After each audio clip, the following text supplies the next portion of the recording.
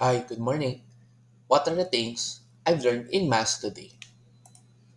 Number one, God's plan for us always works out.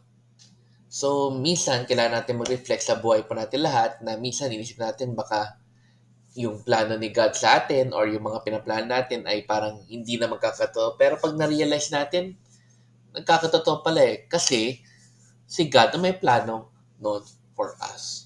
So, lagi natin tandaan ito na laging kung ano nga yung plano ng Diyos sa atin, laging mag-work out yun.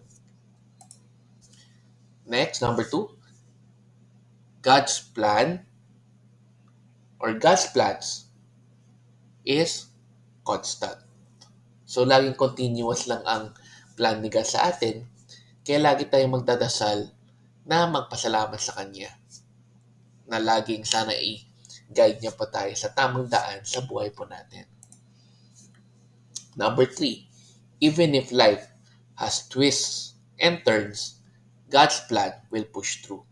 So kahit maraming mga difficulties, kahit maraming mababalakid, pag gusto talaga ng Diyos, mangyayari po yun.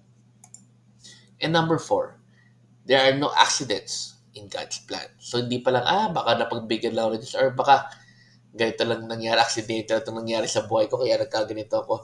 Hindi, lahat pala yun ay plan ni God. Kaya dapat talaga manalig tayo, dapat talaga mag-have faith tayo sa Kanya, and huwag tayo sasawang umasa at mag-hope na yung plano talaga ni God for us, sa pamilya natin, ay yung the best plan na gusto niya para sa atin. Ayan, okay, let's end again with a simple prayer in the name of the Father, and the Son, and the Holy Spirit. Amen. Lord, I pray na sana naman po yung plan niyo po sa amin, sa family po namin, ay maganda.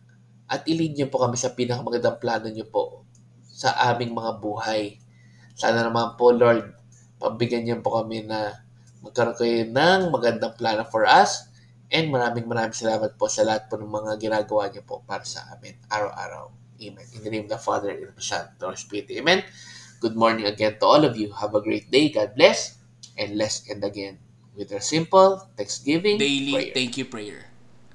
Lord, thank you very much for all the blessings that you are giving us every day.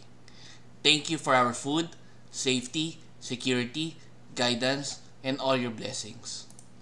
Please avoid us getting sick from all illnesses and forgive us for all our sins. Lord, I pray that all our hopes and dreams will come true in your own time. Again, Lord, thank you for all the blessings that you have given us. Amen.